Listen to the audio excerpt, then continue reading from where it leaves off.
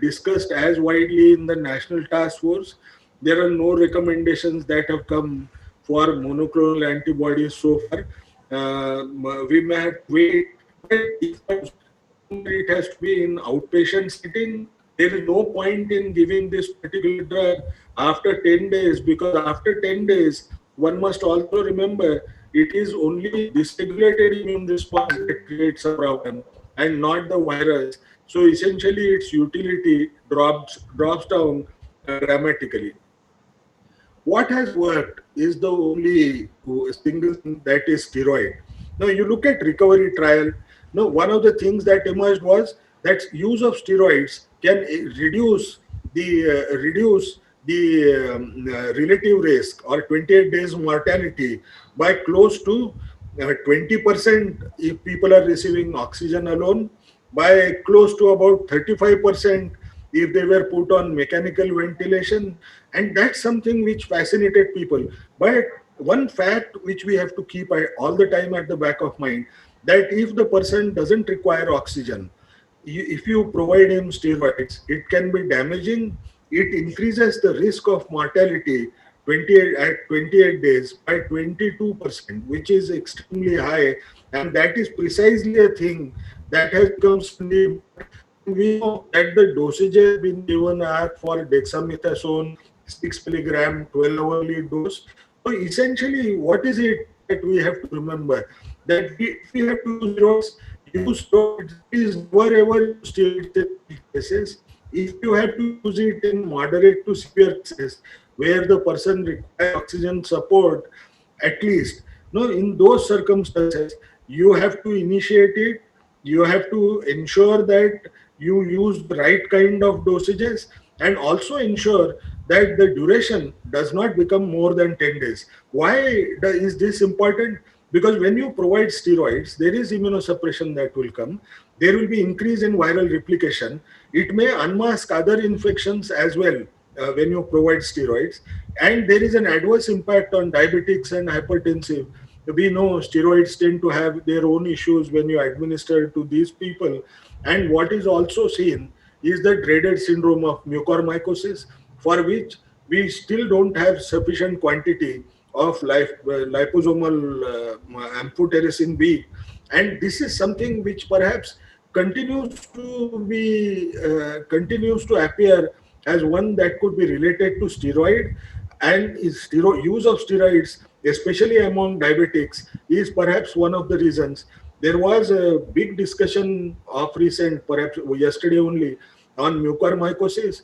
There is much more that we don't understand about this infection, and a strong effort to understand mucormycosis is going to be launched pretty soon. Perhaps we will know more about this particular infection. We still do not have injection posaconazole, which could also be used in managing these patients with mucormycosis. All the time, one fact that we have to remember, it is the first 10 days when virus is an issue which we have to handle. After 10 days, you are essentially looking at cytokine storm. People tend to use immunomodulate therapy. When it comes to tocilizumab, this was something like a swinging pendulum. Different studies tended to show different results, and people continue to use tocilizumab. But if you actually look at synthesizing all the studies that have come, tocilizumab is not recommended for non-severe, or at least even routinely for those who have severe COVID-19 or are critical because of the same. A single dose of tocilizumab can be added to steroids in absence of coexisting bacterial and fungal infection, though we keep on saying that the evidence suggests that there is only 5% risk of secondary infections from different studies. But the reality is we also have LTPI. That is one of the common things that we have. So there is always a scare that associated more with use of tocilizumab. In fact, also believe that use of steroids additional to tocilizumab may also be contributing to the risk of mucormycosis at this juncture. And this should be used among those who have rapidly progressive respiratory failure. Ideally, what you would like as an evidence of inflammation, where the person continues to have high fever and the CRP levels are above 100 milligram. But if you look at national guidelines, it has been removed altogether. The reason was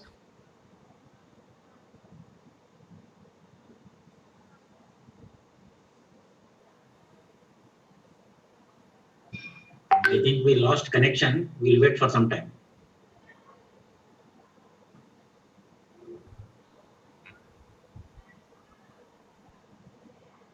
I'm sorry.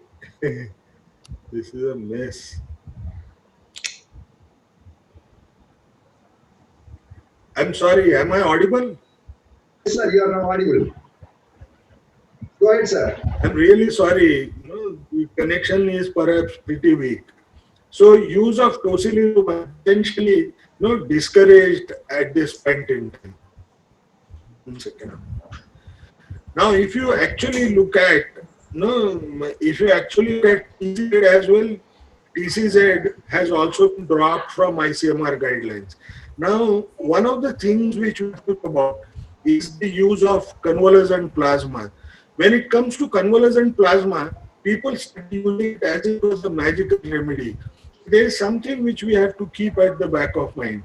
Convalescent plasma is always a sign of desperation. We use it in diseases where we don't know what should be a specific treatment.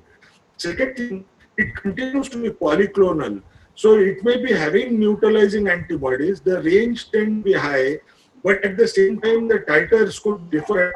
And since I'm collecting from an individual who was already infected, we do not know which titers are going to be high, and that's something which is critical. And what is also important for us to understand is, people tended to use this particular drug even in severe disease. Now, one has to remember that in severe disease, these antibodies are not going to improve your immune response because it is not acting against virus itself.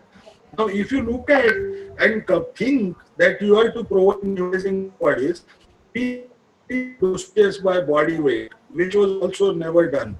Plasma is heterogeneous, and therefore, even the patients who receive it may develop autoantibodies against things which we don't know at that juncture. The plasma may have been collected 2 months back. No, collected from a patient who was infected 2 months back. But if the patient currently that you are handling is likely to have a variant, then in those cases the utility of this particular plasma will also be limited. So ICMR, even in Maharashtra, there was a very large trial called Platina. Now, in both the trials, it was found that there was no utility of using this particular approach. And what was worse was in Platina, they actually found that it increased deaths. Now, why would it increase death? Because if you would have antibodies where which may also be containing certain enhancing antibodies, it actually facilitates the entry of the virus inside cells further compared to what you perhaps expect from neutralizing antibodies. Neutralizing antibodies are protective, but enhancing non-neutralizing antibodies can be damaging. So even NIH guidelines, it tended to say that should not recommend this particular one in absence of evidence, but at the same time, we subsequently in ICMR, they took a decision to drop this particular approach altogether. Now, what kind of evidence, that led to dropping this convergent plasma? This is one of the studies it was a case study where a person who was receiving treatment for 100 days, what they did in Cambridge, this person was administered different treatments, and every time they were collecting samples to try and find out whether it leads to development of mutants. And if you see, with remdesivir, there was smaller chance of development of mutants, but convalescent plasma was three times, one at 65, second at 66 days, and the other one was at 95 days. Each time it led to development of a mutant And that became one of the important cautions that you should not add to PC pressure, and therefore you should not use convalescent plasma. What about zinc, vitamin C, and vitamin D? This tends to be a symptomatic management which also requires convalescent plasma.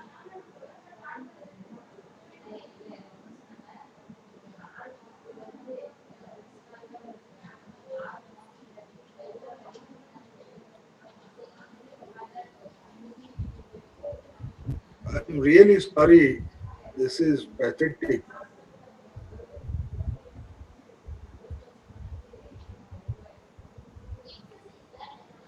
I'm sorry. I hope I am audible. No, You are audible, sir. actually, You are audible, sir. I don't know. Yeah. So basically, one thing which we have to remember, even if you are providing zinc, vitamin C, and D, one must also remember that this is not a specific treatment. We need to inform the patients as well. The second issue is zinc is also associated as one of the theories, with development of mucormycosis. That's another issue that we have to keep at the back of mind. What is also important for us to understand, there is no proven regimen for chemoprophylaxis. Now, are my slides visible? Hello? Your slides are not visible, sir. Because Now I can see, sir. We can see now. Visible, sir. Now visible. yeah, yeah. There is no proven regimen for chemoprophylaxis. That's something which we have to keep at the back of mind. Never try to develop one or do small experimentations. We don't have any successful clinical trial to suggest chemoprophylaxis. What has been the most important thing is development of vaccines. Did any of us ever think that they would happen so rapidly? Perhaps not. If you actually look at our history, of development of vaccines against multiple diseases, we required decades of research work. But here, the platforms were very much ready because of unsuccessful efforts to develop vaccine against HIV and partially successful attempt to develop vaccine against Ebola. You suddenly realize that those platforms which were sustained were utilized to develop this particular vaccine very quickly within a period of 10 months time. If you look at the milestones, the moment this particular infection was reported in China, within 12 days, they shared the sequence of this particular mutation, of this particular virus. Within 2 days, NIH actually had a meeting with Moderna. Now, that was because NIH had that technology of mRNA, and in a period of almost 2 months' time, Moderna also launched phase 1 and phase 2 vaccine trials. They completed the same within 3 months' time. Pfizer actually started late in May. But if you look at the timelines and the milestones, you realize that Pfizer was successful earlier than Moderna, perhaps a reflection of severe outbreak of COVID that was occurring there at that time in USA. They could close in the trial very quickly for interim analysis, and the trial continues, but we have the interim trial results. What was most important in the interim trial results? You realize that the efficacy, which people thought would perhaps be useful even if it is 50%, you find that Pfizer and Moderna, which used mRNA approach per se, to produce an efficacy which was close to about 95%. What is an mRNA approach? All of us know that our body produces proteins. Now, all of us also know that spike protein is the protein of interest, mainly because it is highly antigenic, and it is that protein which actually leads to entry of this virus into the cell. So essentially, you want to produce spike protein or give spike protein. So either you could use DNA to produce mRNA, messenger RNA, and then messenger RNA carrying that information produces the spike protein in the ribosomes, or you give mRNA which is encoding the spike protein information as to how it has to be produced, and then it produces spike protein. Pfizer and Moderna used mRNA. mRNA is basically an unstable molecule, so it requires stringent temperature controls, which reduces your ability to provide it routinely as vaccines or at scaling it up. AstraZeneca and Sputnik used adenovirus vector where they put in the DNA which was encoding the spike protein genes, and that has been delivered through this particular vector. Both are using different vectors. The adenovirus vector that Covishield uses is from chimpanzee stools because you do not want adenovirus infection virus being given and the body rejecting it, mainly because adenovirus is also harmless, I'm told, in about one-fifth of the cases. So people may be having antibodies against this adenovirus per se. So AstraZeneca chose to get chimpanzees adenovirus, which had never entered into human beings, whereas Sputnik V, there they have used two different viruses, that is AD26 and AD5. Now these two viruses are also uncommon, but it adds a complexity, mainly because you will find in Sputnik V, the first dose has to be from adenovirus 26 and the second dose has to be from adenovirus 5. No, that has to be remembered each time when the patient will be coming. Bharat Biotech, Sinovac, Sinopharm, they used whole inactivated virus to immunize people. And if you actually look at the efficacy rates, though they may appear to have different point estimates, in real life, the efficacy rates may not be different in view of the fact that effectiveness of any vaccine is likely to be different in real life than the efficacy figures. But one of the things that is most important to remember is these vaccines tend to protect you from death almost for sure. Now, severe COVID is more often occur. That's 95% of the times, as we looked at some of the vaccines efficacy rates and deaths. The person is almost protected from death if you receive two dosages of vaccine. Now, one of the issues which became most difficult, vaccine hesitancy, that was related to development of side effects. But by now, I think most of us know that those are transient. They just don't need much of treatment. It's paracetamol. You can provide this vaccine to most of the people, excepting those like pregnant women. If you look at pregnant women, the trials have not been done, but pregnancy registry tends to show you that about 14% of the women, pregnant women, may lose the pregnancy. The risk of having preterm delivery is close to about 9.5%, and small for gestational age babies may come.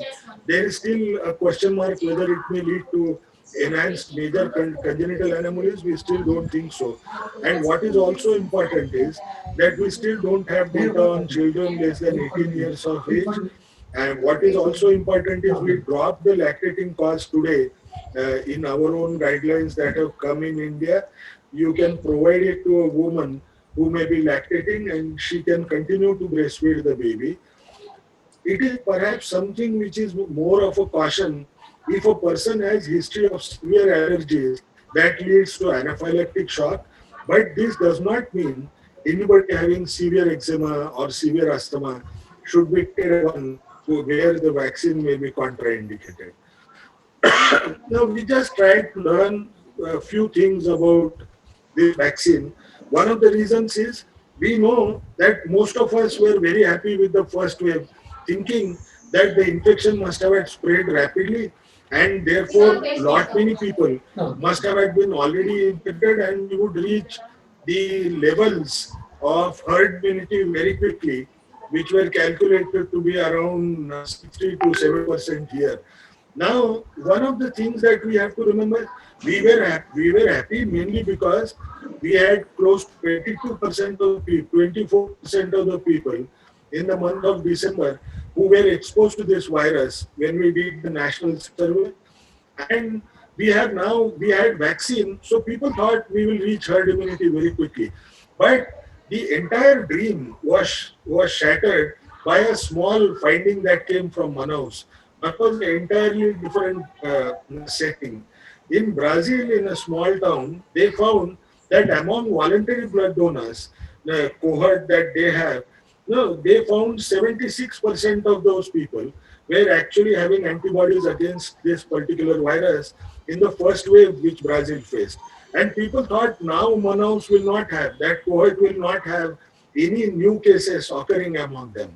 But you look at the graph, the second wave came, and the second wave was as sharp as one could imagine. Why did this happen?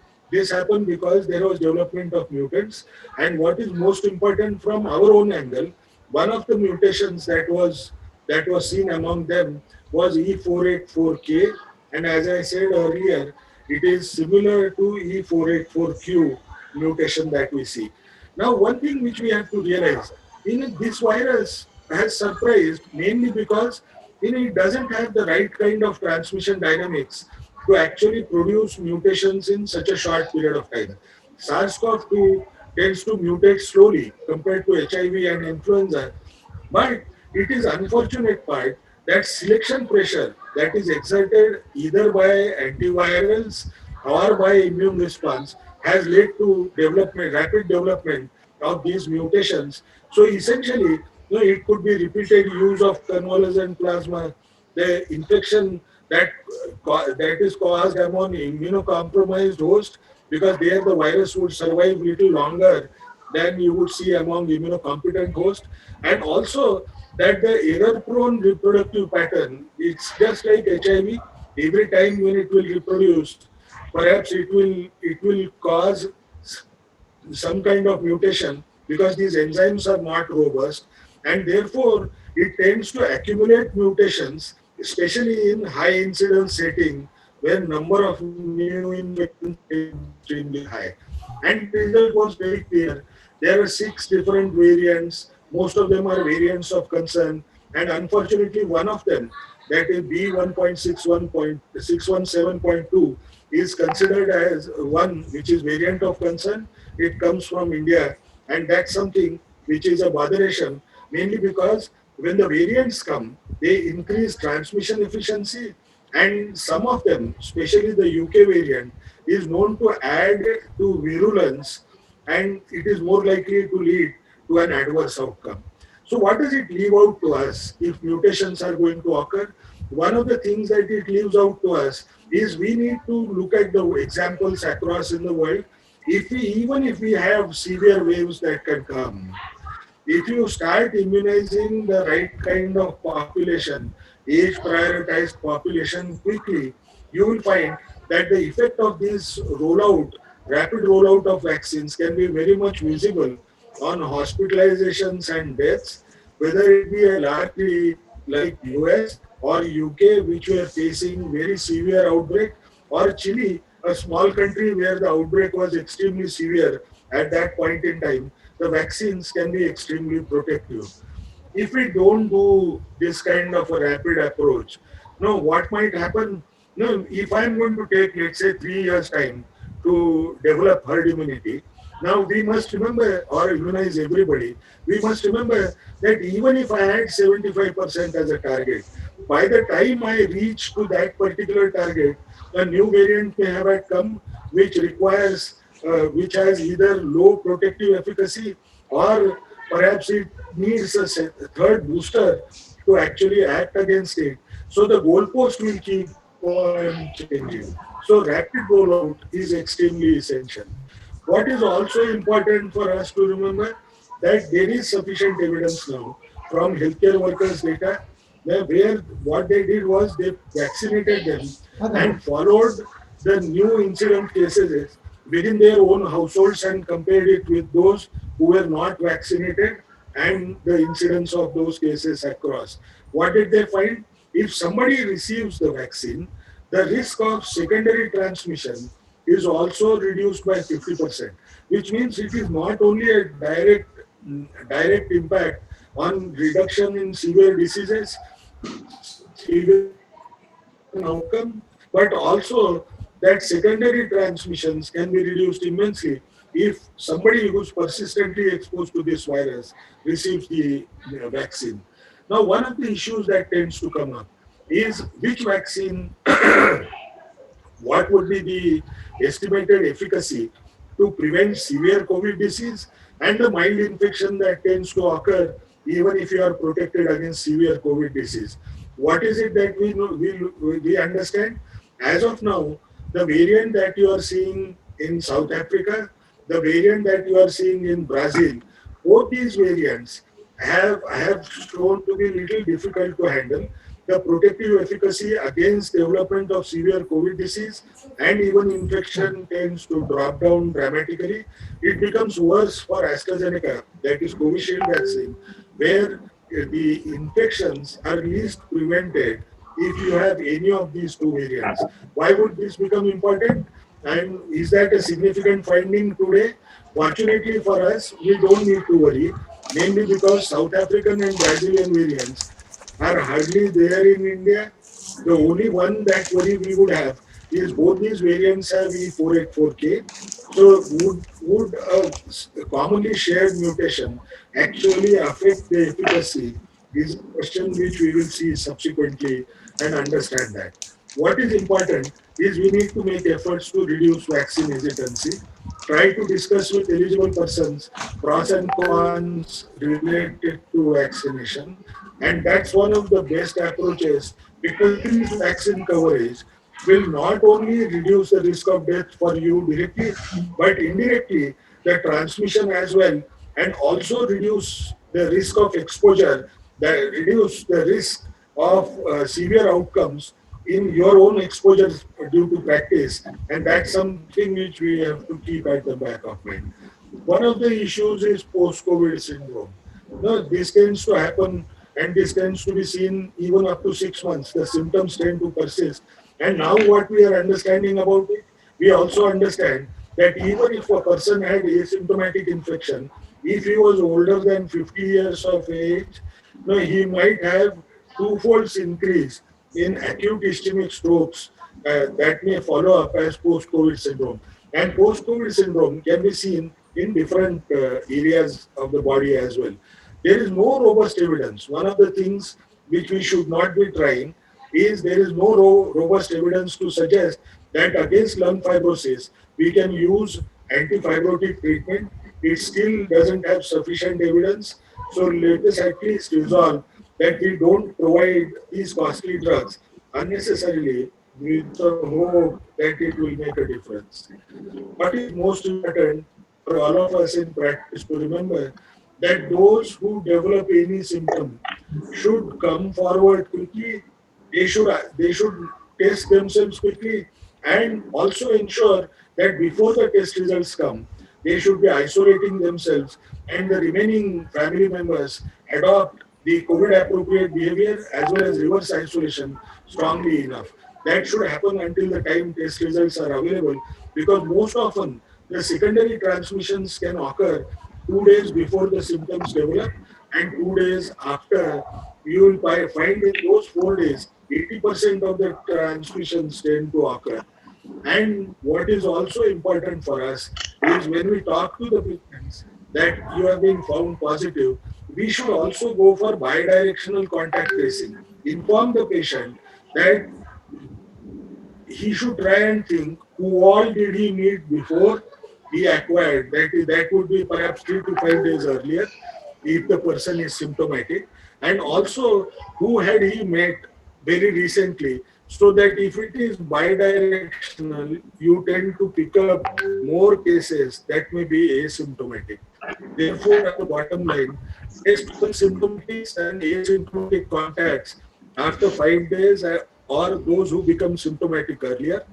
Isolate those who are tested and reverse isolate others.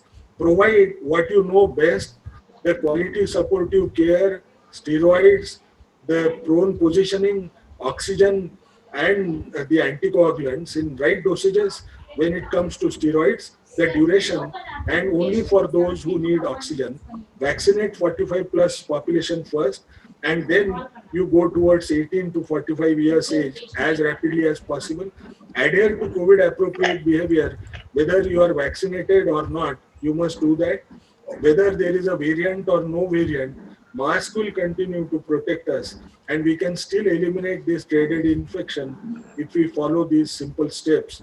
We still are hopeful that it will not bother us after some time. Thank you. Thank you, sir, for that excellent presentation. You have concluded with a positive note.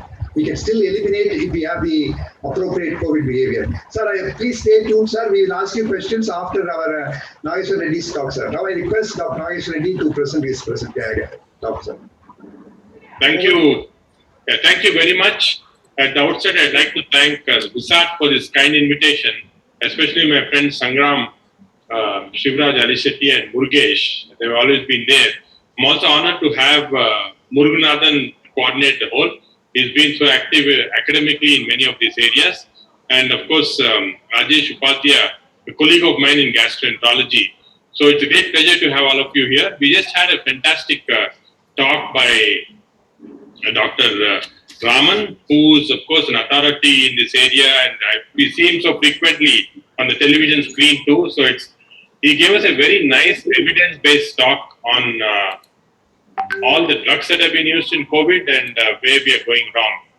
Now, you may ask me, how is it that I, a gastroenterologist, am involved in this? The reason I'm involved is that I happen to chair a hospital which has got a group of very highly qualified internal medicine people, pulmonologists, interventionists, infectious disease specialists, and of course gastro, cardiologists, and all together. When COVID first struck us, this group of people, about 56 of them, got together and decided to make so-called COVID protocols and guidelines. Every week, they would look at the literature that's coming in, critically study it in a graded form, see what information is right or wrong, look at grade based on RCTs, meta-analysis, and so on, and come to certain conclusions. And just about a few weeks back, we finished a series of COVID protocol guidelines, which is available in YouTube and is now being published as a book, which is also will be available in our website. So this was my attachment with this, and having attended all this and been there and been involved with this group who've been treating these patients, about 20,000 patients have been treated in our hospital, and I think with the mortality rates which are slightly lower than the national average. So we decided to bring all this wisdom together to have these guidelines and come out with this. There are many guidelines available in literature. There are guidelines which are usually Indian, like the ICMR guidelines, the Ministry of Health guidelines, the AIMS guidelines. There are also guidelines which have come from different national agencies, the Mayo Clinic guidelines. The most respected and the most followed one is the NIH guidelines, the National Institute of Health guidelines. The NIH guidelines are one which is some basis in which I'm going to. The reason why it's important to follow only one guideline or one protocol is there's a lot of confusion among literature. And I think Raman has given a brilliant lecture on how so many ifs and buts and so many contradictory statements are there. So if you start following all this, you'll start getting confused. So for a practicing physician, what does he want? He wants to have a clear-cut idea of what to do in his patient. And what I'm going to do over the next few minutes is try and give a clear-cut idea, avoiding many of the controversies. And I'm going to show you what is the AAG COVID management algorithms that we developed and how we've been very successful in treating these patients. I'm going to first start with two slides, which are the most important ones. I'll come to those two slides. You listen to these two slides, they're enough. You don't have to go through others. We're going to start about the initial management strategy, briefly about many of the pharmacotherapies which Raman has dealt with, how to prevent complications, and summarize briefly. But first, before, you have to understand that there are various diagnostic components of how we're testing. Suddenly, into our diagnostic armamentarium has come IL-6, D-dimers, ferritin, and so on. We're not doing this earlier. But now when you start doing this, that even in viral fevers, very often we find an IL-6 elevated. So my colleagues sometimes come up with reports somewhere else done saying he has COVID because IL-6 is elevated. This is wrong. These are non-specific. They don't have anything to do with COVID. We just got awareness of this because we're doing it more. Now, the most important, of course, is RT-PCR, and it's important to be aware There are several fallacies in this test. 70% positivity even the standard RT-PCR, 50% is rapid test. But one important thing is that this variation occurs not only because of labs, but because of how the swab is taken. And we have recently published a large study to show that in those who are RT-PCR negative, if you add sputum, your chance of positivity increases to 90%. So my suggestion to the practitioners is, if you are repeatedly getting RT-PCR negative 1, 2, 3 times, the third time kindly don't do only RT-PCR in a suspected case, but add sputum in the same sample of the patient, and you'll find that your positivity goes up to more than 90%. This is just a practical point I want to tell you about. Now, understanding the components of treatment, we have gone through all of this, and I think a lot of literature is against so many medications. So let's briefly look at, as I said, these are the two important, next two slides are the two important ones, very simple ones, which will, I think for the practitioners, very important because we really understand how these patients should be treated and what is the mistake we are making in treating these patients. The important thing to understand is that this COVID disease has a biphasic phenomena. The first week or 10 days is a viremic phase. The second, from 10 days onwards, it's a cytokine phase. So, whatever treatments we give in the first 1 week or 10 days should be against the virus.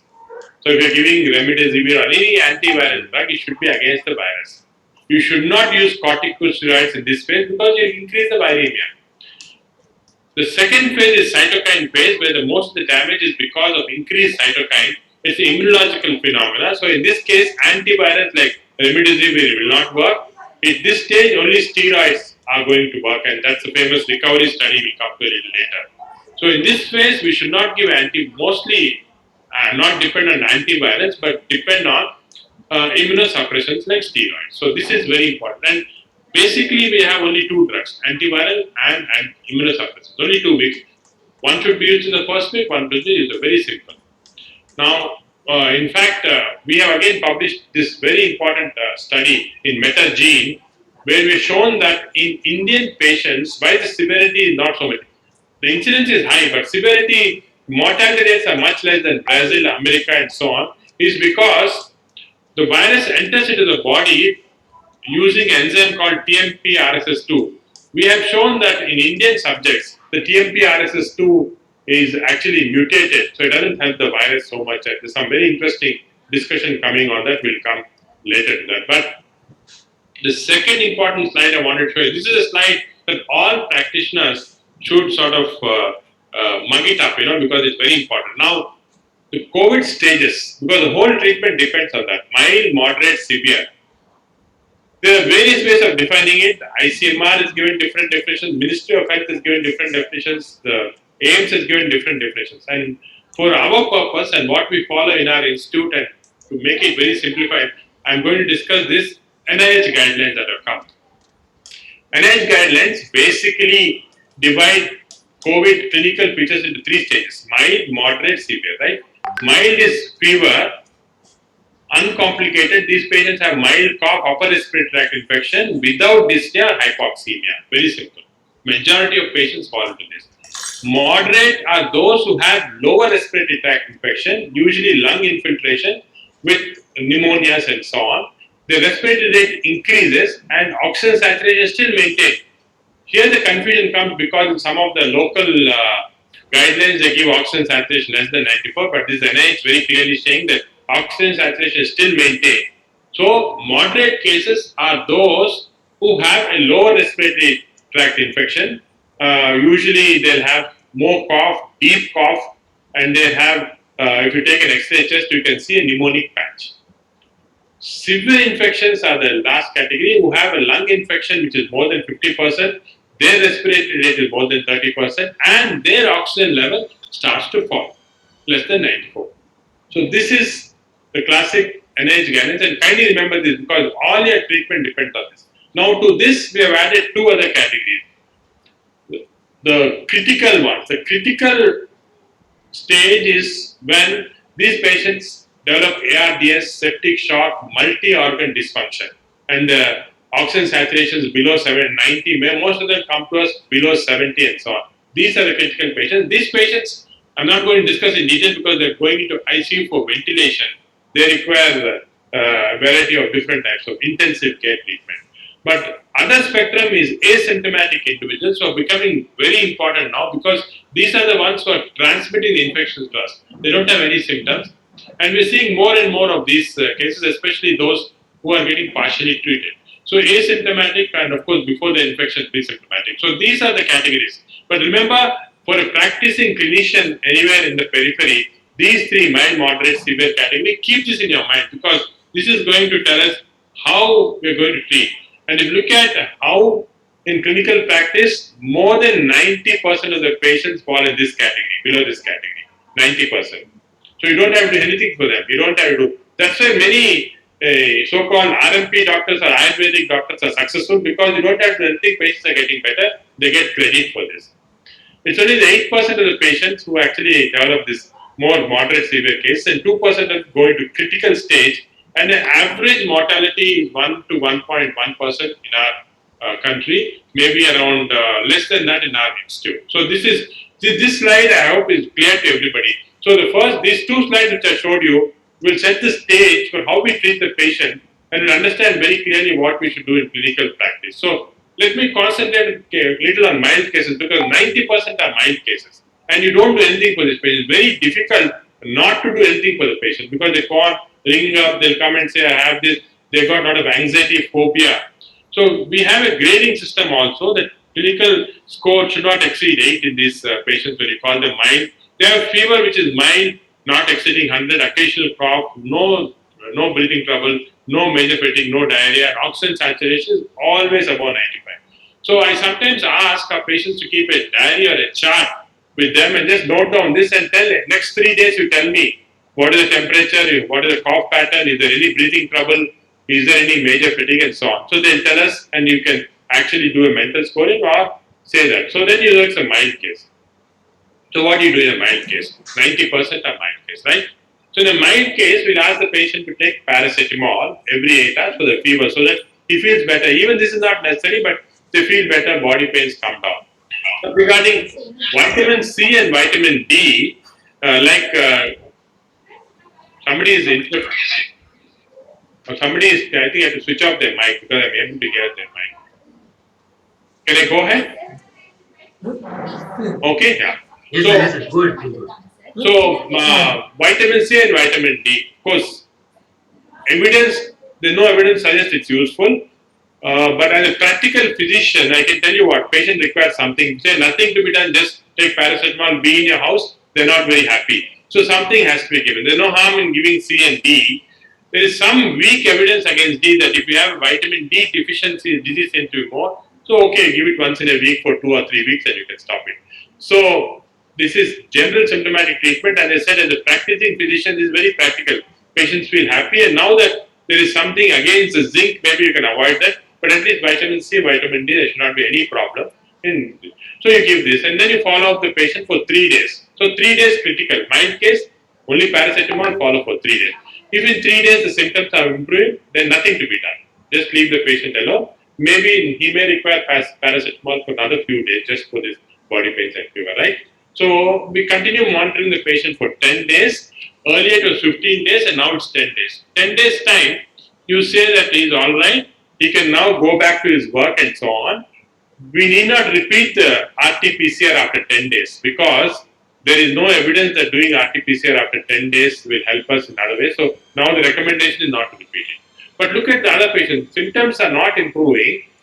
His CRP is going up and the CBC also showing a neutrophil lymphocyte ratio. So if lymphocytes are going below 20%, certainly below 15%, you have to be very careful. Because these patients are going to develop into problems. So if you have a CBP, a lymphocyte neutrophil ratio or a CBP between 5 to 15, patient is continuing to have cough. The only evidence we have in literature which is accumulating is to give inhaled budesonide 400 to 800 micrograms twice a day. So this is the only thing we give. And if they're improving, then of course we continue monitoring these patients. We monitor for budesonide on 3 days and slowly taper it down. So for mild cases, this is the only evidence-based treatment.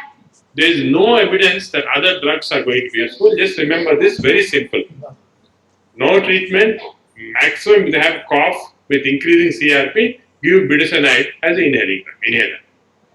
But if during this monitoring of these 5 days, if the patient's saturation drops to below 94, this is a red flag. So ask the patient to keep a pulse oximeter, and pulse oximeter, there are variety available in the market. Be careful. Select a one. Some of these cheaper ones are not very good. So select one which you are confident and use this. So just to summarize, no investigation, symptomatic treatment, and there may be a role of inhaled budesonide. So again, now what about monoclonal antibodies? I just wanted to get this to you, monoclonal antibodies. You can see here I put as query monoclonal antibodies here because there is some evidence that certain category of patients who can go from mild to moderate to severe, we can prevent monoclonal antibodies. How effective this is, we are still studying now. But I think this is very important information. Again, physicians should know because monoclonal antibodies are now available. Cost is not a factor because people going to severe disease, they are spending 60,000 to 1 lakh rupees per day. If you can prevent that and give one shot of monoclonal antibodies, why not if it's properly indicated? So there's a lot of interest from I think a lot of people. So monoclonal antibodies now currently, these ones are available for last about 10 days in our country. We've been using this. This is from Roche company, marketed by Cipla. The indications are more than 65 years, BMI more than 35, uncontrolled type 2 diabetes, chronic kidney disease, immunosuppression, or even those above 55 years if they have CAD, hypertension, or COPD. And even younger patients, BMI, so obesity is a major indication. So if you have an elderly patient, obese, uncontrolled diabetes, there is a strong indication for using monoclonal antibodies. You have to use half the vial. So for 2 patients, you can use 1 vial, half the vial. And very easy to give half an hour, you give it and the patient, given the outpatient. The question here is, it's so dramatic, you can predict which patients are going to severe disease.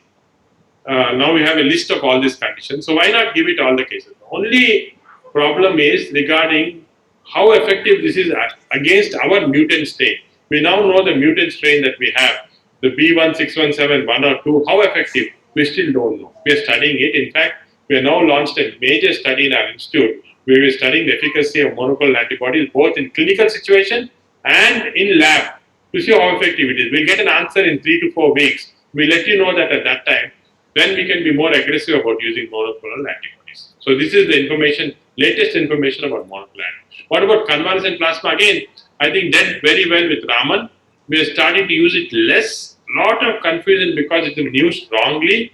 If we use convalescent plasma, it should be used properly. High antibody levels have to be detected. It has to be used within 1 week, not later than that, and so many other situations. So tending to use it less. Although my own opinion is that there may be a small role, a small window period, especially if we don't have monoclonal antibodies available. Same indication as monoclonal antibodies for convalescent plasma, but collect it properly, check the antibody levels. They should be high level because then you're giving a polyclonal antibody to this patient may be useful. That's what been our impression before monoclonal came in.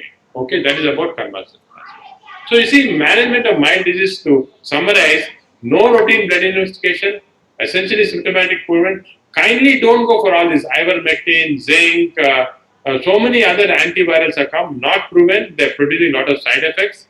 Only inhaled budesonide, very low, no role for antibiotics. Every patient, unfortunately, when we see them, they come to us, is put on doxycycline for some reason, is put on azithromycin for some reason. Absolutely no role. These should be used only when there's secondary infection. Most important, monitoring. Clinical monitoring, symptomatic monitoring, pulse oximeter monitoring. These 2 things which can be done in the patient's house. So I just put down a chart, you can look at it, what are the must-dos in these patients. And of course, ivermectin, lot of controversy, ICMR, so advocated at one stage. I personally feel no.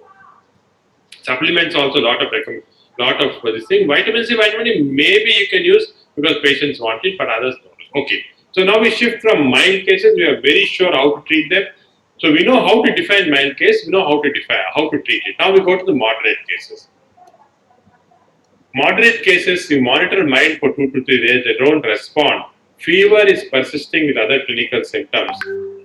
At this stage, based on the clinical symptoms, you know that patient has pneumonia, lower respiratory symptoms. You can advise HRCT or other D-dimer and so on. At this stage of severity of CT is more than 10 score or D-dimer is more than 0.5 micrograms, you know you're dealing with a moderately severe illness. And these patients, you better advise for hospitalization. So mild no hospitalization, moderate getting hospitalization. Especially if a moderate symptom patient has comorbidities like diabetes, hypertension, obesity, you don't even have to look at the other lab parameters. Directly they go for hospitalization. And these patients, we are starting on remdesivir, 200 milligrams first day and 100 milligrams for next 4 days for 5 days. And enoxaparin in a dose for about 40 milligrams, that is not the therapeutic doses.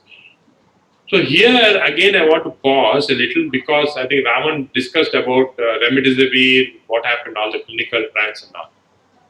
A little controversial, but we are advocating in our institute and based upon the small RCT that's available in New England Journal, there's nothing negative against it. The side effects are very less, and we feel, in fact, we are publishing a large series of over 10,000 patients. We feel that remdesivir, at present, we cannot do a randomized control trial because the ethical committee is not giving it. Observational studies suggest that remdesivir may be useful in these patients, and therefore you can start. There's no harm in starting. But it's important to monitor these patients with routine and, of course, IL-6, ferritin, LDH, and D-dimers, and CRP. So this should be monitored. And these patients, if CRP is more than 20, we have to consider a combination of remdesivir with baricitinib. This is based on the recent Act 2 study that came in the New England Journal, where they showed that combining remdesivir with baricitinib. Now, baricitinib, for those who are not aware, is a JAK1 and JAK2 inhibitor. It decreases inflammation without the side effects of steroids. Mild side effects, but less than steroids. So it can be used more progressively. And fortunately for us, baricitinib, which was very costly, now the cost has come down because it's being in India. 4 milligrams dose is costing very less, 100 times what it used to cost earlier. So it can be used more often. Now, if the severity score of CT is less than 10, D-dimers are less than 5, you can still continue to monitor this patient, but in the hospital for a few days. So, moderate patients, most of them require treatment, maybe with remdesivir and anticoagulants.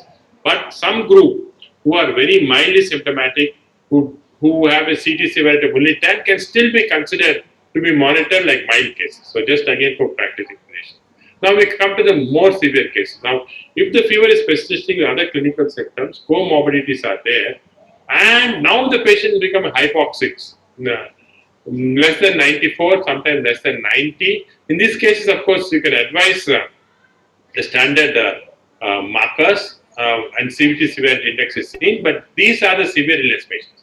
So, moderate and severe, the difference is oxygen saturation according to the NIH classification. Now, these patients we start remdesivir, enoxaparin, and dexamethasone. Now, this is based on the famous recovery trial.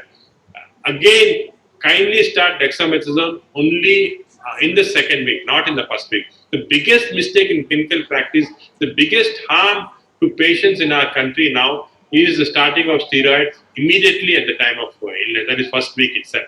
It's causing a lot of side effects, viremia, side effects, and dexamethasone 6 milligrams, not large doses.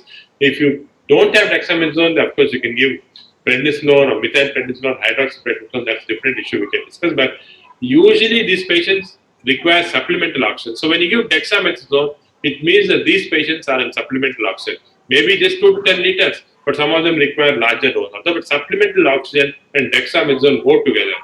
Kindly don't give dexamethasone patient just like that without supplemental oxygen. Very, very wrong mistake in clinical practice. I want to re-emphasize that.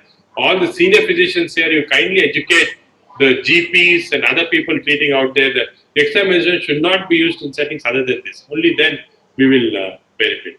Now, you do your repeatedly, every 48 hours you're doing your parameters. If the CRP is going up in spite of this, then you can add a combination of baricitinib. So you can give remdesivir plus baricitinib in this situation. A combination can be given in these patients. Now, what about other drugs like tocilizumab? Again, very rarely used. We use the road. So, in fact, managing severe cases, we have so-called road and toad. road is remdesivir, main oxygen anticoagulants, Dexa, for severe cases. Third is when you have to have tocilizumab. I'll come to that indications according to what NIH has given. Before that, remdesivir, I know there's a little controversy, but I am for it, and we can give for all moderate severe cases, especially if they're hypoxic. It has to be given within 7 to 10 days. Kindly don't start it after 10 days, again, not useful. So, patient on a ventilator on 20th day, no point in starting remdesivir. If the patient is asymptomatic and having very high inflammatory markers, if IL-6 is 300 or something, I think there's a role for remdesivir. Unfortunately, it has not been studied in this context, and unfortunately, it's very difficult to do randomized control studies with remdesivir at this stage. So management of moderate severe cases, you can see, is very protocolized test, supportive, pharmacological therapy, and oxygen. So remember this when you're treating patients with moderate or severe cases. Now, for those who are having more than 60 years and those who are having all these comorbidities, you have to be much more careful because of observation. The poor prognostic markers are lymphopenia, which is very simple to do, which I found to be very elevated CRP. Just 2 tests in small clinical practice: lymphopenia, elevated CRP. If you have access to IL-6, you can do that. Elevated D-dimer and anticoagulants and be linked together. Kindly remember that may not be always true. Just because you have a high D-dimer doesn't mean you have to give anticoagulants. There's some dissociation. Again, I don't want to go into too much discussion on this. Ferritin is another marker. Some of these patients have cardiac toxicity, even young people. So sometimes if they complain of chest pain, kindly be very aggressive in getting troponin done. Again, I'm not going to discuss in details of systems what happens with cardiovascular or pulmonary or gastrointestinal, because I'm discussing in general. Chest X-ray at basal level when the patient is admitted, and CT scan, again, lot of controversy. Even in the recent press, there's been a lot of fight between certain section of radiologists and pulmonologists. Radiologists advocating this, pulmonologists saying no, you can develop problems like, for example, cancer and all. But I just want to put it in context here. CT scan is rarely needed unless pulmonary complications are needed. But in patients who have clinical suspicion, RT-PCR negative, sputum chance also negative, then you can get a CT scan or alternative diagnosis like tuberculosis. But when a complication like pulmonary embolism, so-called happy hypoxia, some of these patients, saturations are very low. They sometimes don't look like they're looking very hypoxic, but these are the cases who have a pulmonary microthromboembolism. CT scan is very important because that will change the management. And of course, in post-COVID fibrosis. In my opinion, again, those are hospitalized. There's no harm in doing a CT scan of the chest, mainly to identify the CT severity, because there's some indication that high CT severity of more than 15 may indicate that these patients have to be treated more vigorously. But anyway, controversy. But CT scan, most patients maybe one time is enough, no need of constantly going on doing CT scans. But if there is a complication like suspected pulmonary microthromboembolism, kindly get a CT angio done. This is making a lot of difference, because then you have to step up and go to therapeutic anticoagulation in these patients. Now, corticosteroid, lot of controversies. In our institutes, we use as less corticosteroids as possible. We are against corticosteroids because unfortunately the recovery study gave a wrong impression that corticosteroids are panacea for these patients. Everybody first day corticosteroids. Don't do that. Corticosteroids only in the second week, and dexamethasone only 6 milligrams orally, not higher doses. And then there's no proven role in increasing steroids. Patient is not responding, increase dexa to 12 milligrams. No, don't do that. There's no proven role. You have to monitor the side effects carefully, and steroids stop after 10 days or at the time of discharge. Don't continue steroids for a long period of time. Most of the side effects are because of steroids. Now, there may be some discussion on this, but I want to be very, very clear. And about tocilizumab, I already discussed. Again, we are using it very less, but again, very clear indications given by NIH. Recently hospitalized patient whose need for oxygen is increasing, then tocilizumab is indicated as a single dose, mostly, sometimes 2 doses. Tocilizumab, most of these people can develop secondary infections, so be careful about that, but that can be used now. Anticoagulation, there's several meta-analysis to show that more than 14% have some sort of venous thromboembolism. So routinely moderate or severe cases are, of course, those in ICU. Anticoagulations. Again, very important that oral anticoagulants are not so good. Low molecular weight heparin is better for several reasons. Not only is a good anticoagulant, but also it has got an anti-inflammatory, anti-cytokine effect, so may be preferable. And of course, when you detect from microthrombi, you give therapeutic doses. Normally, you use 40 milligrams enoxaparin, but you can double the dose as a therapeutic dose. And finally, this is something that the practitioner need not go into, but they should know briefly what is, because these are the terminologies that are used by intensivists. So when patient becomes critical definition I told you, usually oxygen saturation is below 90, usually 70 like that, multi-organ failure, septic shock, and these patients require a full therapy with a variety of things. They start initially when they have oxygen need for more than 10 liters, they start with NIV, which is usually CPAP like this. Then they're increasingly using a high flow catheter or nasal catheter, which can give up to 40 to 60. In the first wave, we used a lot of this, and we found that oxygen need is more and more. And now we realize that when oxygen availability is less, you have to be careful about high flow nasal oxygen supplementation. Although these machines cost only 3 lakhs, they're cheap. Beyond this, they go into ventilator, and ventilator, when they go into ventilator, only 50% of the patients come out of ventilator. But what we are now increasingly found is prone ventilation. So out of the 24 hours, if for 16 hours they're done prone ventilation, they seem to improve. Not very easy, but this is one. And of course, fine. Ultimately, extracorporeal membrane oxygenation in some patients. Again, I want to just introduce this terminology for people to know. Very few people, less than 10% who go into ECMO come out. It's more for those people who can go later on to lung transplant. But just to know this terminology for a practitioner, what all this means. So just to conclude, what is disease severity? This is again for you just to recapitulate what I told you to remember in an algorithm form. Patient is non-hospitalized, mild to moderate. Kindly don't do anything. Maybe the patient can afford monoclonal antibodies. We are studying the efficacy in our variants now, which costs about 60,000. So you can think of this in those patients who are indicated specifically older age group, above BMI, above certain age and all. For a hospitalized patient, those who do not require oxygen, you can still follow them. Then maybe remdesivir, in our opinion, may be useful. Again, controversial. But those who are hospitalized require oxygen. This is the group who require remdesivir, not responding remdesivir, baricitinib, not responding dexamethasone plus remdesivir, and ultimately the last drug is remdesivir. And those patients who are in ICU requiring ventilatory support, you have to use dexamethasone and maybe a small group dexamethasone. Maybe require tronizumab. And of course, those who are going to ECMO, very few survive. So this is just for you to easy. You see, so many drugs, and we ultimately come up with only 1 or 2 drugs in this patient. So for those like me who are not so sharp, it's very easy to remember this, to treat our patients. Now, just a short thing on this long COVID or post-COVID syndrome, it's coming up.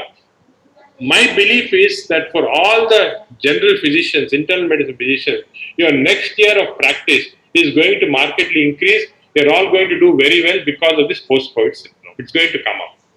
We thought that once patient recovers, he goes off, he's okay, but now they're discovering the so-called long COVID. Of course, we know that when they affect the lungs, you can get fibrosis, and some of these patients can develop long-term interstitial lung disease like syndromes. But not only this, they're developing a variety of other lung. In fact, even incidence of obstructive airway diseases, reversible obstructive airway disease is increasing. A Japanese scientist called Ishawa actually, initially in the first wave itself, looked at autoimmune antibodies in these people and found that there were 84 types of autoimmune antibodies which were produced. At that time, we didn't know the significance, but now we know that many of these patients are coming out with like rheumatoid arthritis like symptoms, thyroiditis, a variety of autoimmune diseases are coming out now. And even diabetes, autoimmune like diabetes are coming out. Similarly, CVS, young myocarditis, young blocks, CNS young blocks are coming. And more important is these neuropsychiatric syndromes, depression, fatigue, 20 to 30% of patients are continuing to have long term. And this continues up to now. We have follow for 1 year.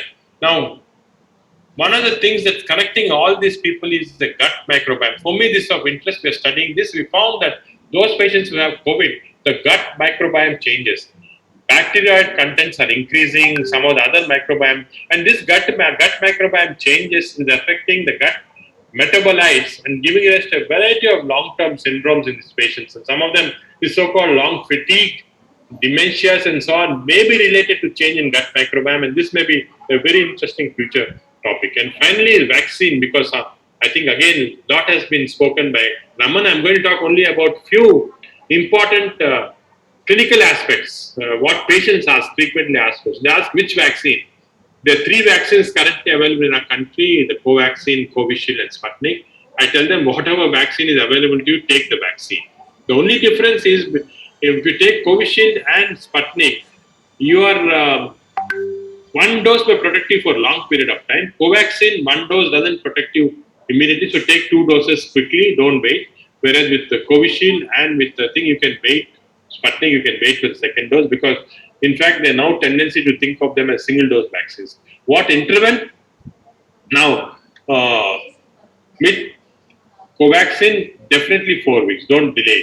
With Covishield, now the government has gone up to for 16 weeks, indicating that may be taken as single dose vaccine. Is Sputnik 21 days. Now, we have also published this very important study, and some question has come up with this, that this study was published from our institute shows that if you have COVID and after 4 weeks or 3 weeks, if you take a single dose of any other vaccine, Covaxin or Covishield, you'll develop very high dose of antibiotics. Single dose is sufficient. Don't waste and take a second dose. So this is what we have found. So when after COVID, if you have an infection, minimum wait 4 weeks, but now the government recommendation is 3 months. There are no contraindications, essentially, as Raman has told you. The only contraindications, pregnancy is still not clarified, severe allergies in these patients, but children we are still not giving. Side effects are very, very minimal. To forget about it, I think this is a myth that has been propagated. And can we mix Covaxin and Covishield, mix and match? Right now we're starting studies. Sir அவங்ககிட்ட college ஃபார்மசில இருந்து முத்து வழியப்பன்னு சொல்லிட்டு அவங்க கால் பண்ணாங்க. Savitri K Fathima B எல்லாரும் பார்த்துருக்கேன். Daily evening ஒரு பிரச்சனை இருக்கு. இன்னும் அப்பாயின்மெண்ட் வாங்கிட்டு வச்சுருக்கோம். சரி காலையில் எல்லாரும் மெயினாக பார்த்துருவோம். சாயங்காலம் கம்மி பண்ணிக்கிறோம். பேசினா ஃபோனை கேட்டால் காலையில் வந்துருக்கேன். நான் ஈவினிங் நமக்கு அப்பாயின்மெண்ட் மீட்டிங் பாலே போடுது. அந்த ரிப்போர்ட்டில் நன்றி அப்பாயின்மெண்ட் சரி ஓகே சரி நான் எழுதல அவங்க நான் வாங்கிடுறேன் சார். நான் எழுதல அவங்க கிட்ட கேட்டு இல்லமா என்கிட்ட இருக்கு. சரி நான் பாருங்க. நான் ஃபோன் நம்பர் மட்டும் வாங்கிடுறேன். சூர்யா உங்களுக்கு கூப்பிடுறேன். நம்பர் இருக்கு சார். இருக்கா? ஒரு patient unsent online sir. Evening Hello? Yeah. Are you able to hear me? Hello? Hello? Are you able to hear me? Yeah. Yes, sir. Yes, sir. I am to hear, sir. Yeah, tell me. What happened? Sir, actually, my mother is she's not well, sir. Actually, from Sunday morning. Okay. Okay, she's having mild fever, and I have given Dolo for 2 days. Okay. And yesterday, the corporation person came, and she has just verified the temperature, and she told better we can go for the COVID test. Okay. And we have given the RT-PCR test yesterday, but so far the result not yet came actually. Okay. But still the fever is there, sir. So fever from Sunday. Today is the 4th day. Yes, sir. Yes, sir. Today is 5th day. Okay. Okay. But any vomiting, loose motions?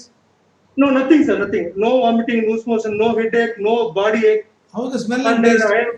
I verified the oxygen. It's 97, sir. 97. How the smell Yes, and sir. taste is okay? Yes, sir. She's not able to smell. Yeah. Any vomiting, loose Sorry, motions? she's able to smell. Yeah. Vomiting, loose motions? No, nothing, sir. No. Does she have any BP, sugar, heart problem or anything? Yeah, she's having BP and sugar, sir. She's having this one glycemic 500 mg, morning one, night one, and for BP, Telcon 40. Sugar is under control? Sugar, sir, not yet checked, sir, actually, Okay, because so it's I'll tell you what. verified for 3 months back. Anyway, see, fever for 5 days, you should be very careful. I'll give her some tablets right now. Okay. You start immediately. Tomorrow Okay. morning, I'll ask for some blood test. You do the test and then Okay. call me. Oxygen, you have to check after walking for 6 minutes. Make her walk for 6 minutes continuously. After that, check the oxygen. So actually, she's having walker, sir. Actually, that's the problem. She's not able to walk. Okay. She's having this one Arthritis. knee replacement. She has done for 3 years back, sir. Okay. And she is 81 years age. Oh, okay. Then it's okay. I'll tell you what. 1 minute. Thank you, sir. Sir அவங்க number Right.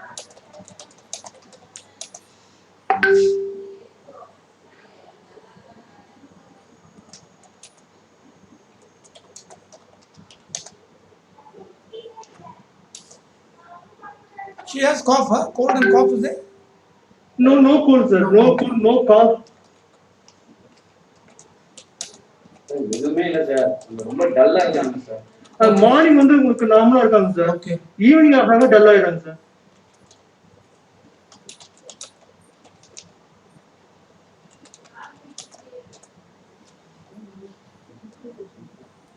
Sir temperature வந்து நேற்று 99.5 இருந்தது, இன்னைக்கு எவ்வளவுப்பா?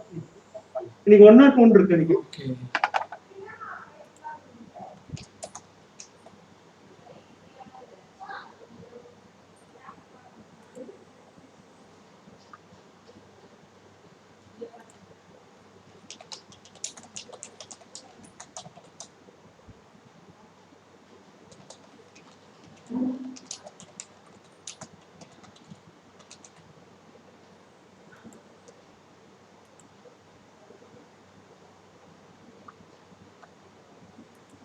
It is. It is.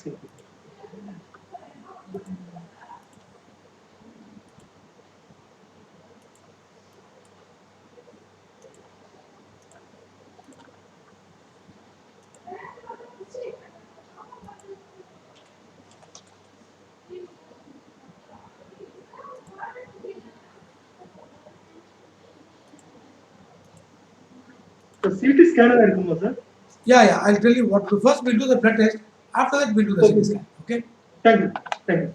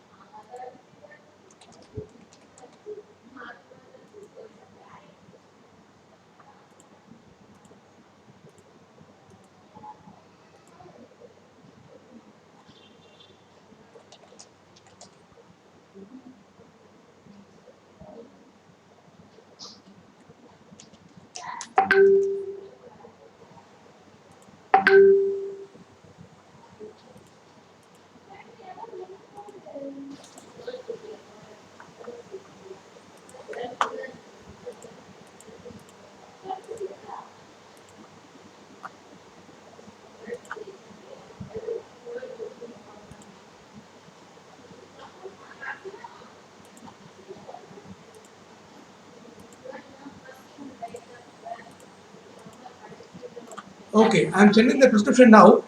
Okay. Okay, sir. You start the tablets immediately. Tomorrow you do the blood test and call me with the reports. After that, we'll do the CT test. Yeah. Sir, it's empty stomach or not? Empty stomach, you can do it. I mean, anytime you can do it. There's no relation to it. Okay. Okay. Thank Right you. now, take care. But be very careful. Any problem, we'll admit it. Because of the age, be careful. Right. Thank you, Mr. Thank you. Thank you, sir. No, thank you.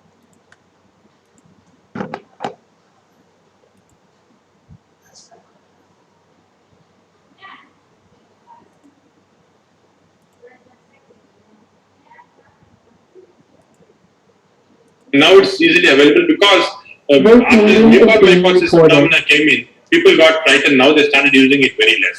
So I think it will be available, but I think we should discourage our colleagues from any of these drugs because evidence based is very less for this. Because I am a teleconsultant because with the knowledge gained from so many people like you. When I told the COVID hospital people who are using, really treating COVID, I asked them to stop. At least they say it is not available. And regarding the Balstinab, it should be given with remdesivir or it can be given JAK2 inhibitors without. No, yes, that's again a very good question. Baricitinib, I think, in my opinion, is an extremely safe drug compared to all these highly immunosuppressive drugs like steroid and tocilizumab. Baricitinib can be given; it's given orally 4 milligrams. It has to be always combined with remdesivir. So baricitinib should be given usually in the second week. This is JAK1 and JAK2 inhibitor. It has to be given combined with remdesivir. It can also be combined with remdesivir, dexamethasone, and baricitinib. Those who are not responding to remdesivir and dexamethasone, you can add baricitinib. It's a relatively safe drug, and the important thing is the cost has come down dramatically because Indian producers are making it. Sir, oral anticoagulants you don't advocate. Aspirin. Yes. So again, this is a very good question because a lot of people ask aspirin and clopidogrel because many of them are already taking it about certainly. So if they're taking aspirin, clopidogrel, they can continue. But because what happens is here in these patients, it's mainly venous thromboembolism which is very important. And we know that aspirin and clopidogrel do not prevent venous thromboembolism. They would, of course, be acting more on arterial thromboembolism. So there is no harm if they're already taking to continue this. Now, why not oral anticoagulants?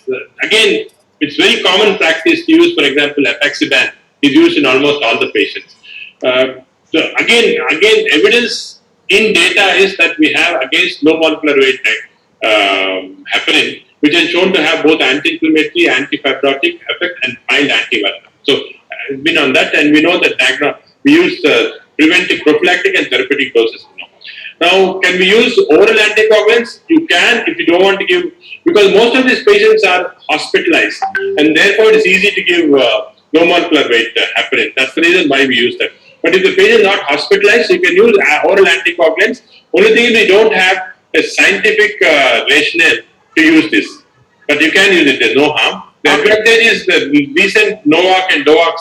You don't have to monitor the prothrombin time. That's the advantage. Sir, after discharge from the hospital, Yes. after the heparin, low molecular heparin, do you advise any oral anticoagulants or aspirin in your cases? Yeah, so again, very important. This is something which is done frequently, it should not be done.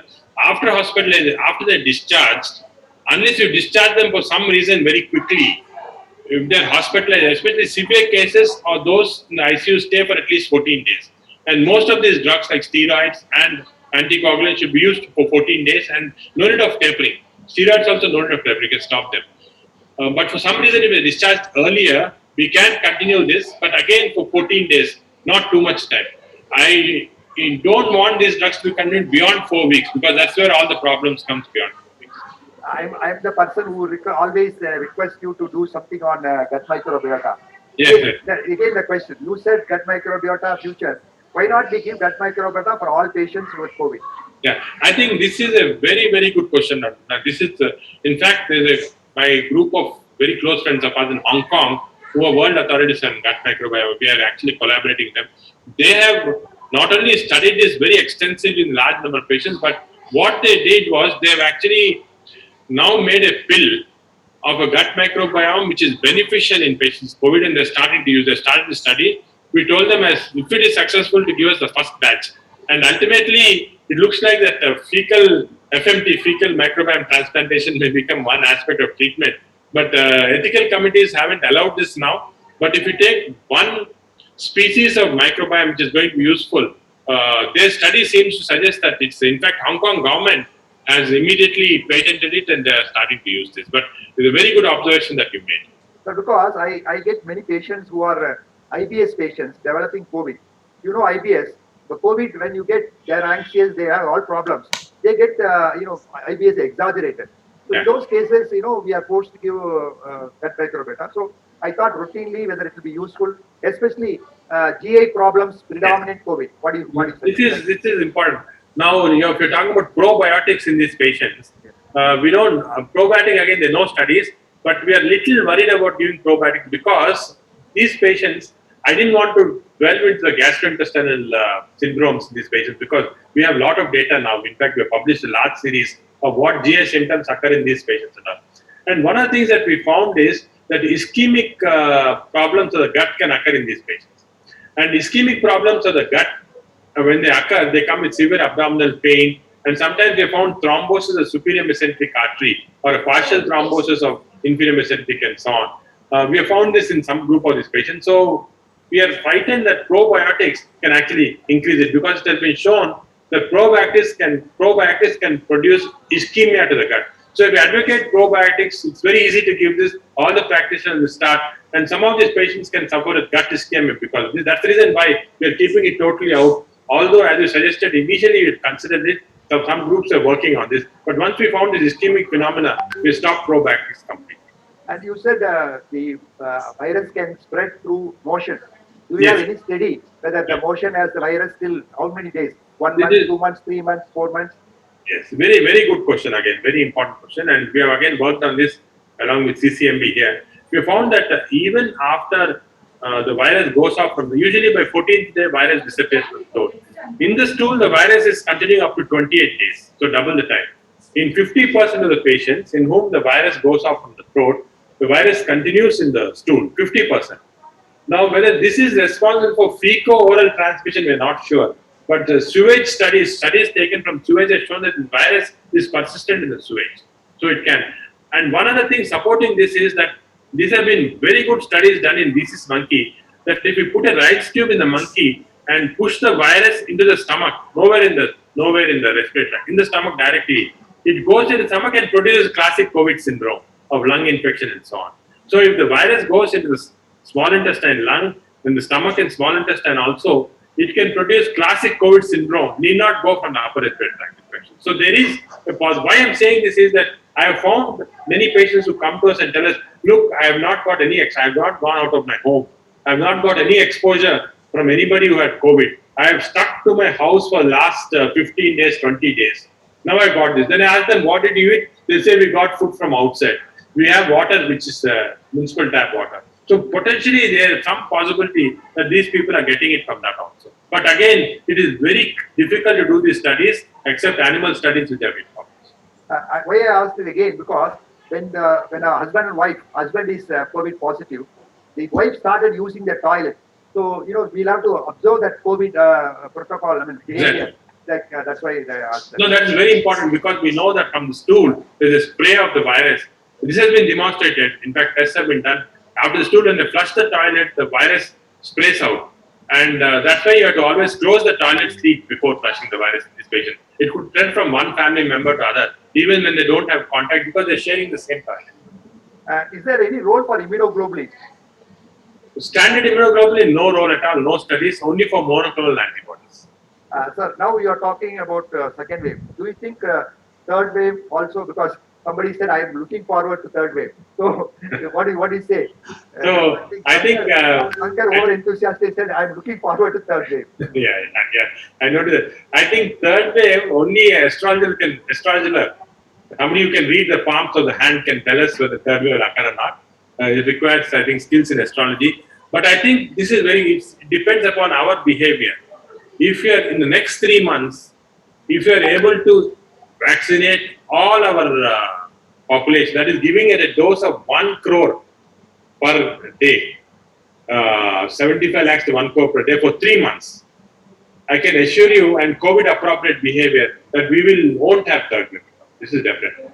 The problem, of course, is availability of vaccine and so on, and inappropriate COVID behavior. If this continues, we will have a third wave, but I think it will be a milder third wave.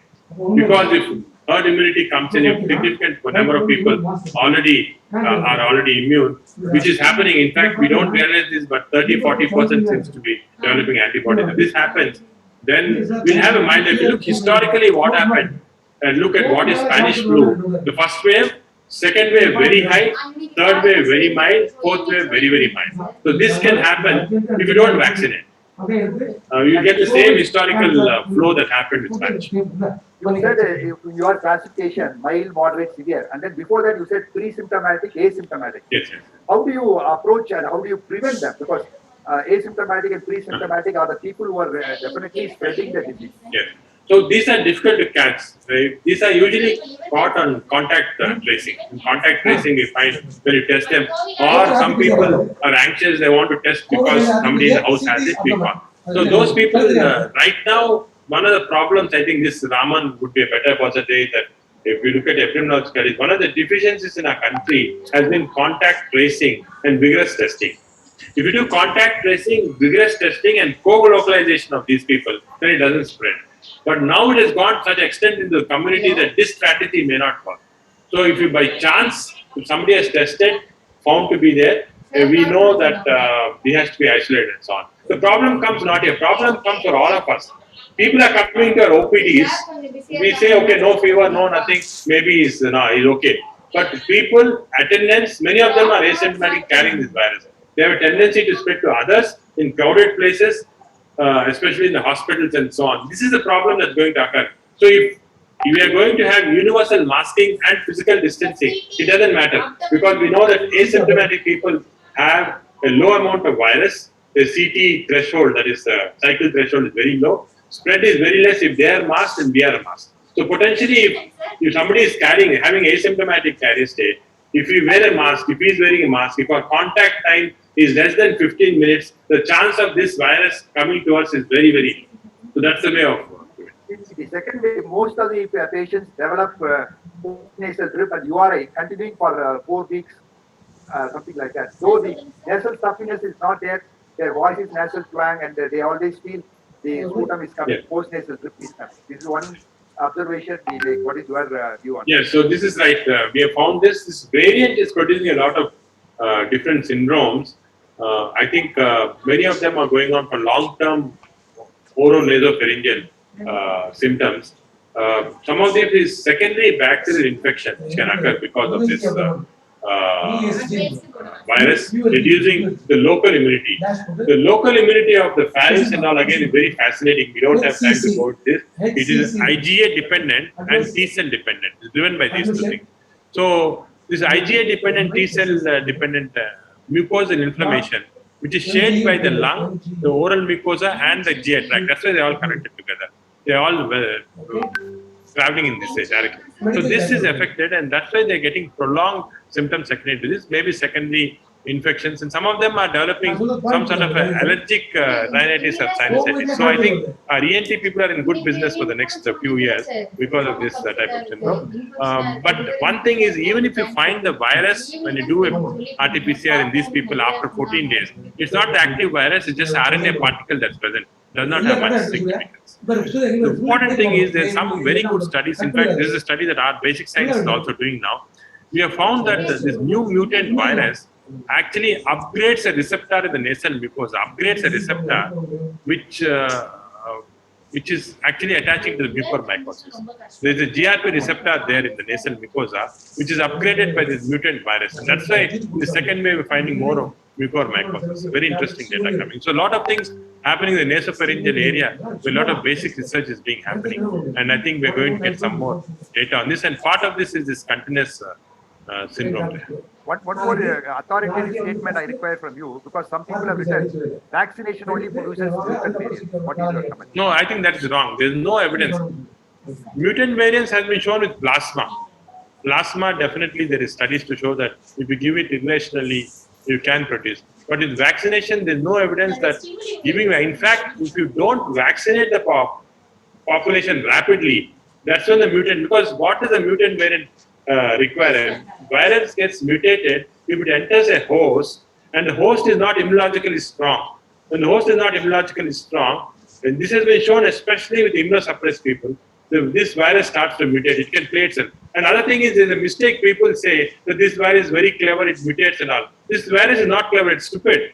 It's like any other RNA virus in the body. They're all very stupid. They randomly mutate.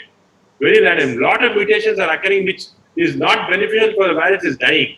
Only those which are beneficial go on. That's important to understand. Mutations are random. They're not beneficial to the virus.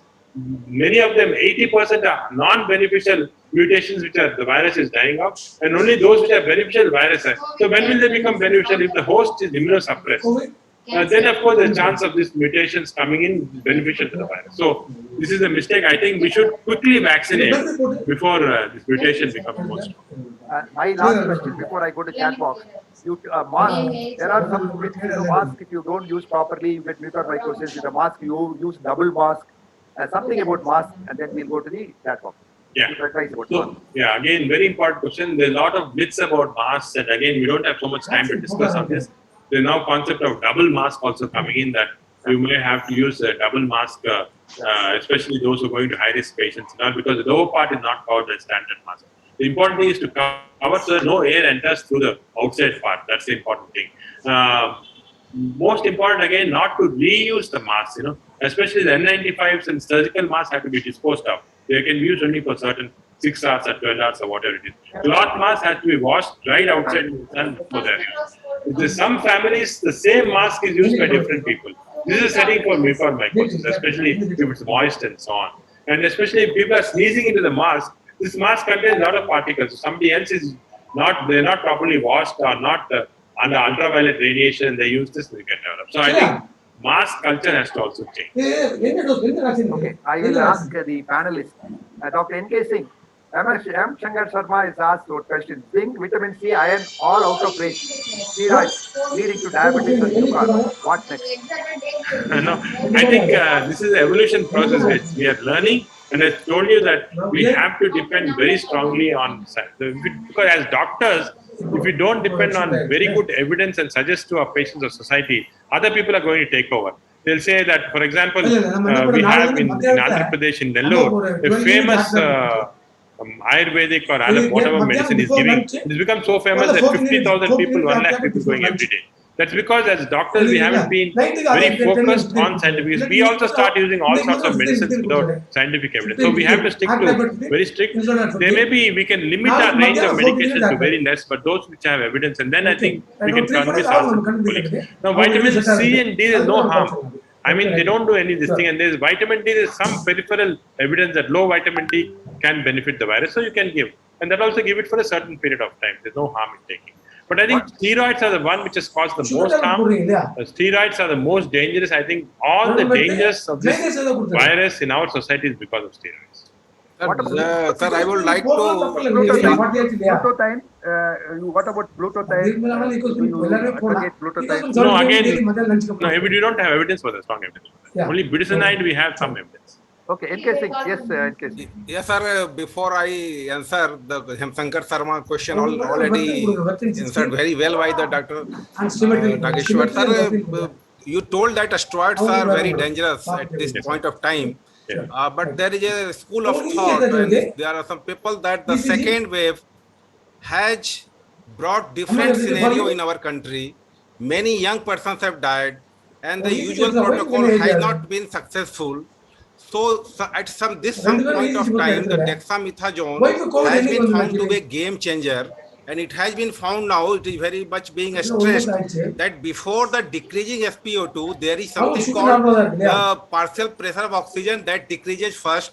And why you suppose in that case, in mild to moderate case, if your CRP is more than double, or suppose more than 5 times, and D-dimer is double, and NL ratio is more than 3.5, why not to pick up such cases at this point of time and start the steroid so that we can avoid the death, we can avoid the hospitalization, and this could be a game changer. Please elaborate. All want to know about this. Again, Dr. N.K. Singh is, of course, a very experienced practitioner and diabetologist.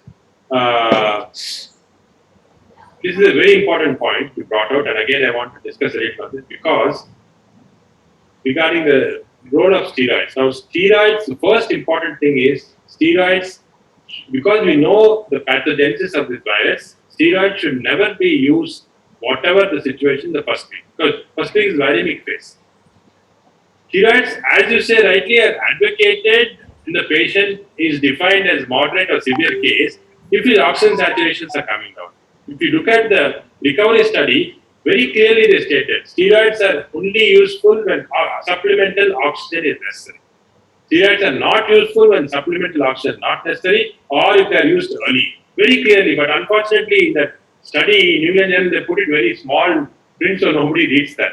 This is very clear. So we have to use steroids, 1, the second week, 2, when supplemental oxygen is necessary, and as you pointed out rightly, when the markers are increasing, you have a CRP which is going to 30, 40, IL-6 is increasing and all, steroids indicated. That is in the second week, number 1. Number 2, there is no difference in the first wave and second wave. We have a data of about 20,000 patients in our institute, so we treated in the second wave also.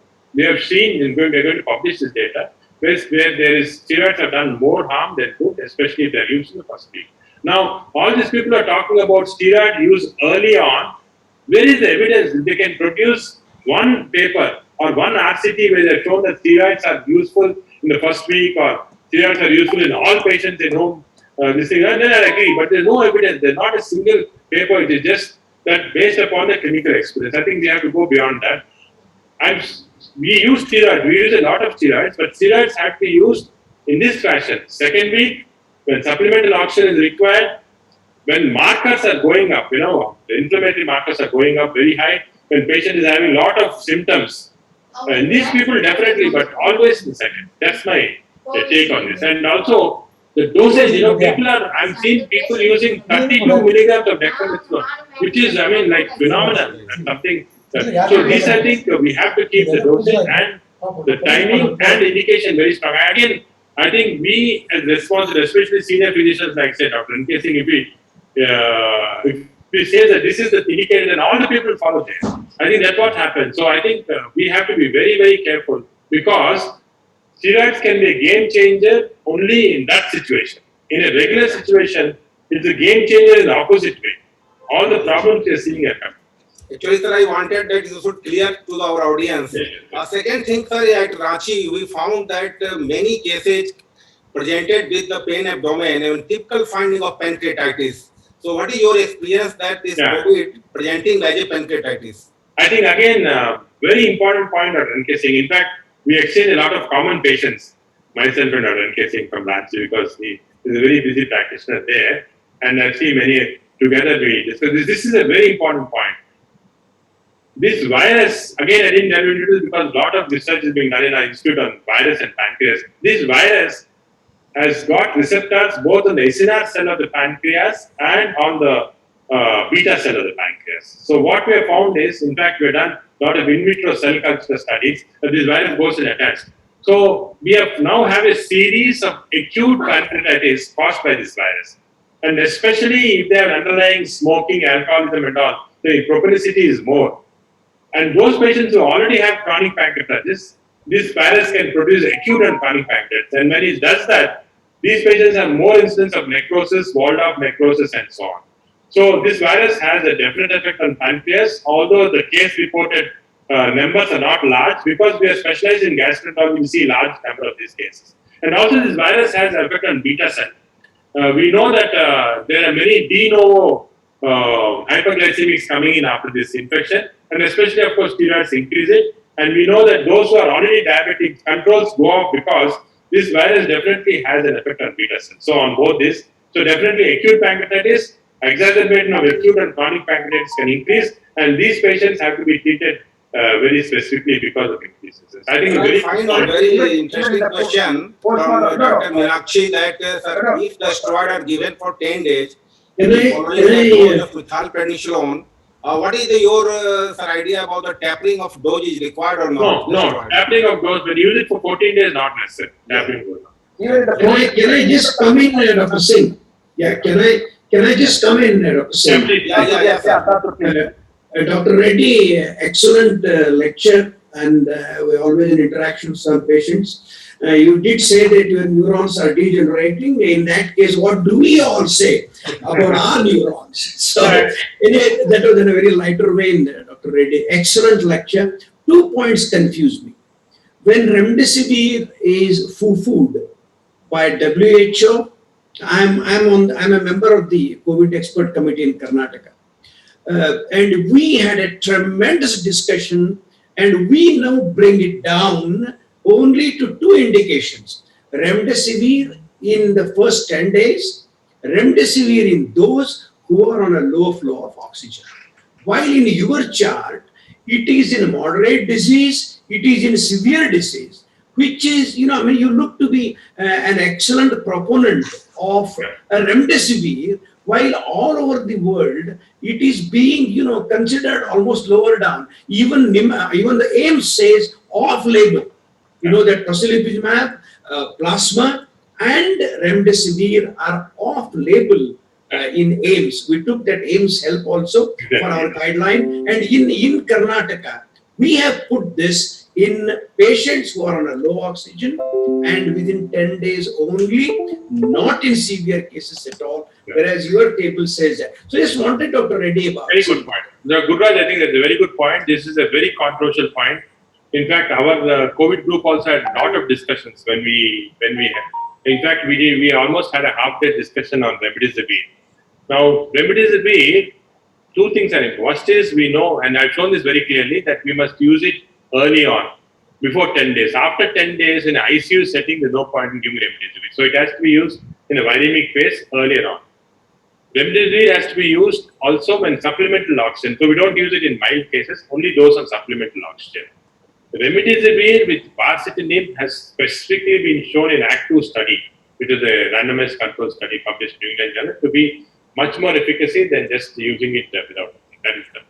Now, remdesivir and steroids, there are smaller studies, but we don't have a large randomized study. The only controversy is remdesivir with severe, that is patients having hypoxemia, severe disease. This is the only controversial area which you take all the things. Now, should we use it or not? Again, there is two very good studies, observational studies which have been published. One came in Lancet, another in infectious disease, where observational studies, not RCT, so they didn't come high evidence. It has been shown that there is definite evidence of remdesivir in this group. So we took all our data, we took a huge number of patients that were treated, and then we found that the side effect of remdesivir was mild increase in enzymes. None of the patients we had to discontinue because of the side effects. And we felt that if you try to differentiate moderate and severe cases and based upon supplemental oxygen versus ventilation and all, then you will create an artificial separation. For the clinician, it becomes different. So that's why you see the remdesivir in that chart. But very often, our remdesivir is used within, we start off before the 10 days out. Usually, first week or third day or fourth day, we give it in those who require supplemental oxygen. The only additional thing that I made, which I think they did like in personal experience, is remdesivir without supplemental oxygen with severe disease. Yeah. So suppose if the patient has, so in patients are ventilated in ICU, second, third, fourth week, I don't think remdesivir is used. So our views are similar except for the small group, and I told you because of this. And I think the reaction of both National Ministry of Health and All Institute has been an overreaction to this.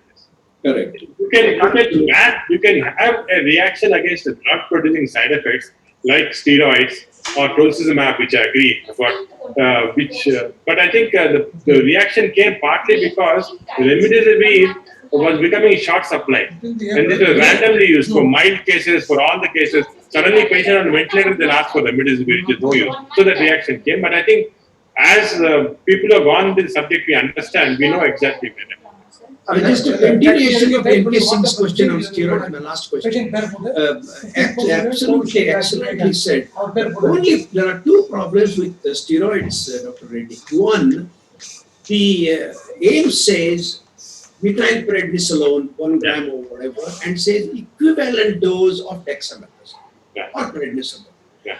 How many, apart from academic physicians in a medical college, know the equivalent table? Exactly. I think we really need to produce in every CCC also, not tertiary center, the equivalent dose of steroids. I think so it will be a great service if you could please include in your book, the equivalent chart, number one question.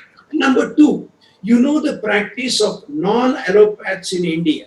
The steroid misuse and increase in mucormycosis, in my own humble opinion, is the homeopaths, all other non-allopathics do D-dimer and all these tests within 3 days of patients going. In place like Hooghly, where you see my patients in Karnataka, North Karnataka, we have around 10 lakhs population, okay? And there are, I want to say, 50 non-allopathic doctors. They do D-dimer, everything in the early phase, put them on steroids.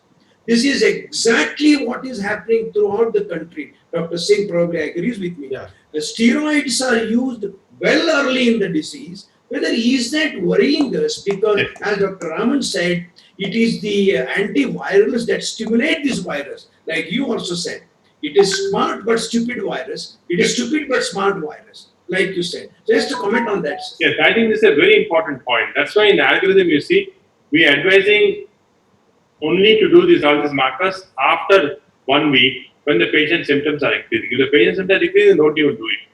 Steroids, the greatest problem, I think this is the biggest harm that has been done. The recovery study, which was unnecessarily flashed in newspapers without giving the bottom line of when it should be used. Saying they very clearly stated steroids are useful only if supplemental oxygen is needed, only in the second week. Totally against what is being done with steroids. First, third day, fourth day, they do CRP, elevated steroid term. This is the biggest harm. In fact, I have suggested to the Ministry of Health that kindly regulate steroid use. India is the only country where you can go over the counter and buy steroids, and some doctor not qualified also can write steroids. Kindly regulate, right? You are regulated, say for mucormycosis, amphotericin B, are regulated so many things. Kindly regulate steroid use. If you regulate steroid use, then people will know the severity. Otherwise, one steroid they feel much better. They don't realize that the greatest harm in this virus is the steroid use in our country. That has to be changed. Unfortunately, it's very peculiar to our country. No guidelines are there. I have very strongly written to the Ministry of Health that they should do this. The steroid should be regulated. Otherwise, exactly what you said happens. We are also publishing in our book protocol, we have equivalent, say 6 milligrams to 32 milligrams of minute. Nageshwar sir, one more question. You said D-dimer. Yeah. Many physicians, they see D-dimer. If the D-dimer is increased, they say these are the people who are going to get thrombosis and they start heparin. So to start low molecular heparin, their marker is D-dimer. Your views? I think D-dimer, there's a very lot of controversy. There is now more indication that D-dimer may not be a good indicator of how to start anticoagulants or how to stop, or increasing D-dimer doesn't mean that the patient is not responding. The only indication is D-dimer is very high, going up very high, then this microthromboemboli is something that you suspect, and these patients should go for a CT, especially if they have hypoxia, for a CT angio to rule out pulmonary thromboemboli. That's where I think important. Sir, now we will ask a rapid fire question, sir. It's a very simple question, simple answer, sir, from you. Eosinophenia also is poor prognosis. What is your opinion? I'm not sure. I don't have any literature. At least I don't have any knowledge of that. Eosinophenia is, of course, lymphopenia we know definitely, but eosinophenia specifically, I'm not sure. Eosinophenia is important in typhoid fever. When to change from HFNC to CPAP or BiPAP? What is the criteria? I think this is CPAP, very little value, is only BiPAP. HNFC is if the need for the oxygen is say 40 to 60 liters per minute. That's when you use HFNC. For lesser thing, of course, you are going to BiPAP. And BiPAP, the standard BiPAPs are not useful. In what we found is our intensivists complain that standard BiPAPs are not useful. They have BiPAPs in smaller ventilatory machines. They have this facility there, it's going useful. Especially if your need is less than, say, 20 liters and all, you can go. And if the CRP remains even high after 10 days after anti-inflammatory drug, what do you do? So if CRP is high, the patient is not symptomatic, you can wait, because I've seen CRPs being elevated for a longer period. If the patient doesn't have any symptoms, we can wait, there's no problem. Yeah. Your opinion on colchicine? I think there's no evidence. It produces more nausea and vomiting, so we get more gastrointestinal referrals because of it. And pregnant and lactating women advice on vaccination? Yes. Lactating, definite. There's evidence now, and even Indian government now has given permission because antibodies travel against the breast milk. It's useful. Pregnancy, the RNA vaccine has shown to be useful. 90,000 pregnant women have been vaccinated with mRNA vaccine. US, no side effects. There is no good data for our types of vaccine, for Covaxin, Covishield, or Sputnik. So we still don't data. Ministry also is not advising pregnant. How to prevent post-COVID and long COVID syndrome when the patients are treated? Yeah, I think part of the post-COVID long-term is also neuropsychiatric symptoms. So a lot of counseling and all that important. But in those patients who have more severe disease or come out of ventilator, I think lung fibrosis is something. There's a lot of new studies going on, drugs that are going on. I think it's very important to look at autoantibodies in patients because they require a rheumatologist and that type of treatment also. I think, in my opinion, this fatigue, neuropsychiatric symptoms are going to be important, which we'll have to use the help of a counselor also. Sir, last year a protocol was circulated by API to start steroids and low molecular heparin early in HCWs. Recovery is the route. What do you have to say? Early in what? Last year, the API has given us protocol where they say to start steroids and low molecular heparin early in the healthcare workers. No, I don't think there's any evidence. In fact, whether it's healthcare worker or patient, the physiology is same in the terms of virus. So we should not give steroids the first week at all. Of course, we avoid as far as possible, but it's only in the second week that steroid use comes. So early we should never use. Anticoagulant also use comes only in the second. Sir, I will say here that the API has not given such direction any time. This is, I don't think API has ever published like this. No, no, it is not from API. Dr. Singh is right. It is not from API, sir. Maybe that person asking question hasn't put it question. right. Somebody asked the question. Yeah. Yeah. Harun Hussain, one young patient presented to a peripheral hospital 7 days of symptoms, features of cytokine storm, has been given bevacizumab, had no improvement and was referred to tertiary care. Symptoms were persistent, their IL-6 still high and patient symptomatic. Relatives want to know if tocilizumab can be given. Yeah, so again, this is an empirical situation. We have to know a lot of other parameters. What is ventilation status and all that. But certainly there is a role for tocilizumab in this type of patient.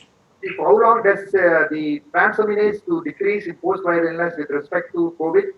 SGOT, SGPT are increased just by 2 folds. How long does it take to decrease? So in about 20% of the patients, we have found that SGOT, SGPT is increased. It usually takes 2 weeks to come down. But remdesivir also causes increased SGOT, SGPT, and usually that takes about a week to come down. So 1 to 2 weeks, SGOT, SGPT comes. You said a very interesting one interesting question, and you said observation. TMPRSS2 enzyme is less in India, something like that you were saying. Yes. So this is the TMPRSS2 is a specific enzyme which splices the S1, S2 protein. And when it slices, because the virus comes and attaches to the ACE2 receptor with S1 protein, but it can't enter into the cell. The only way it can enter the cell is S1, S2 is spliced. When S1, S2 is spliced, then the virus enters of the cell. So without TMPRSS2 enzyme, the virus cannot enter into the cell.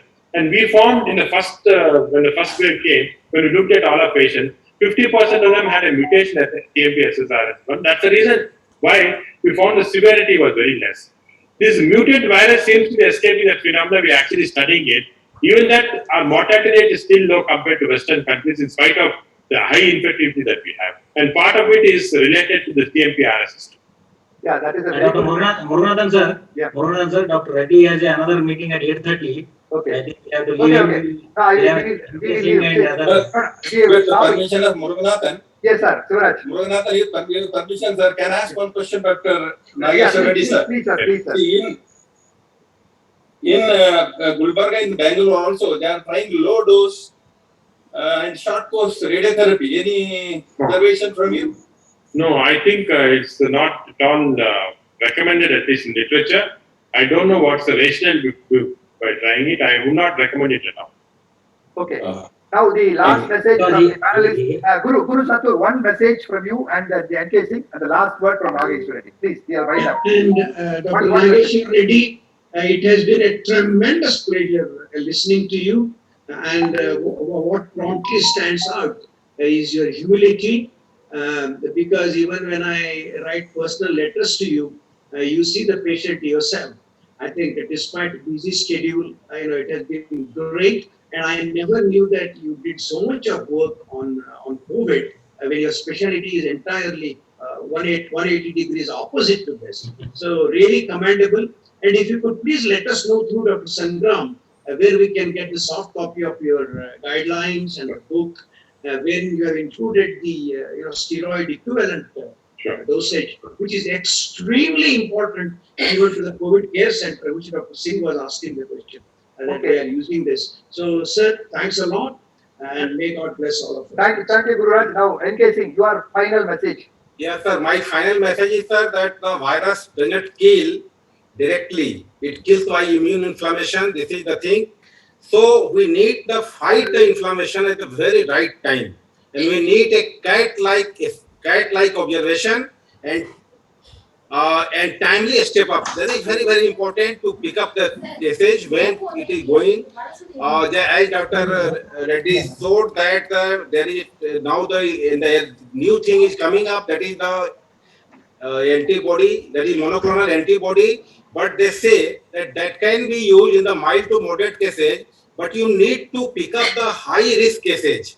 So how to pick up those high risk cases is the art of treating the COVID cases. So we should more discuss more educate our physicians to pick up those cases, and that is going to be a game changer. Thank you very much, sir. Thank you, NK Singh. Why you say cat-like observation? It is like AIG observation or Nageshwar Reddy observation. Over to you, Nageshwar Reddy. That will be better. Again, Final comment from you. I'd like to thank, I think, Nissan Sangram especially for giving this opportunity. It's always very nice to interact with all of you. I think every seminar we have with you. I know this is out of my subject area, gastroenterology, but again, I have to be very, I give the right credit to our people that most of this knowledge, the research that's been done in our institute is by so many other consultants. We have a group of very young, bright consultants who are doing a lot of research work, a lot of clinical work in this area. I just listen to them and diffuse an osmosis, I get some of this knowledge.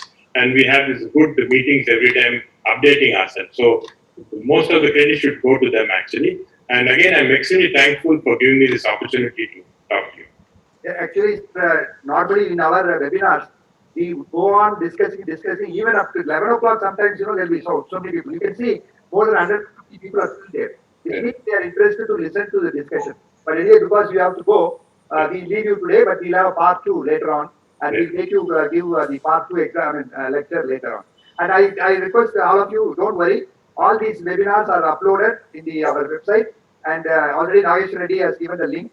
So we will share it with you. You can have leisure, you can look it. And whenever you have any doubt, please ask your doubts directly to Nageshwar Reddy or through the moderator myself. I will ask the question. Thanks a lot for everything. And please, vaccination. The main message here is vaccination. Only thing which is permanent and really no controversy. If you are vaccinated, there is no death, there is no big hospitalization. So please vaccinate. Thank you very much. Take care. Stay safe. Namaste. Follow the COVID behavior. Okay. Thank you very much. Thank you. Excellent session, sir. Congratulations, sir. Excellent one. Thank you, sir. Thank you very much. Sir. Thank you, Reddy, sir. Sorry for holding you for a long time. Yeah. Thank you, sir. Thank you. Wonderful. Okay. Good night. Good night to you all.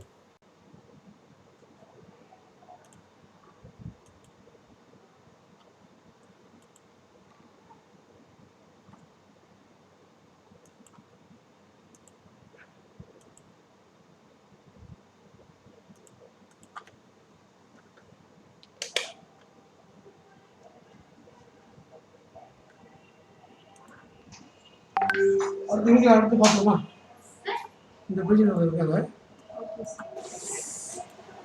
Sir முத்துலட்சுமின்ற patient சிஜில ஆரம்பிச்சிருக்காங்க sir report பார்த்து sir phone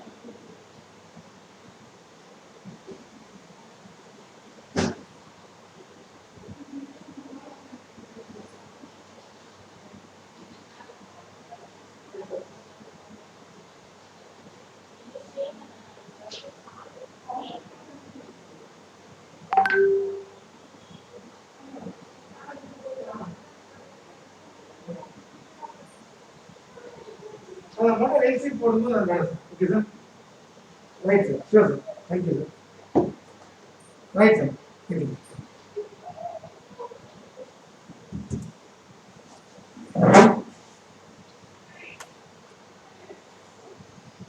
location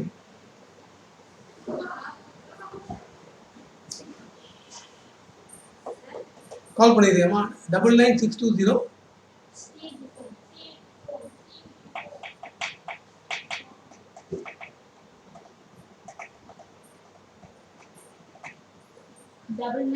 620 75 005 Name, sir. Fatima.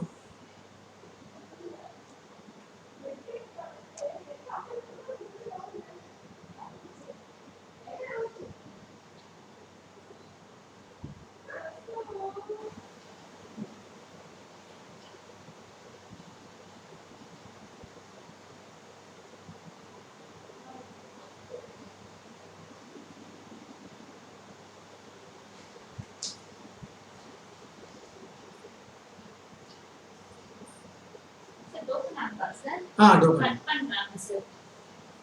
Oh, yeah. 2 times call. இல்ல landline பண்ணுவாங்க இந்த ஃபார்மஸ் line பண்ணுவாங்க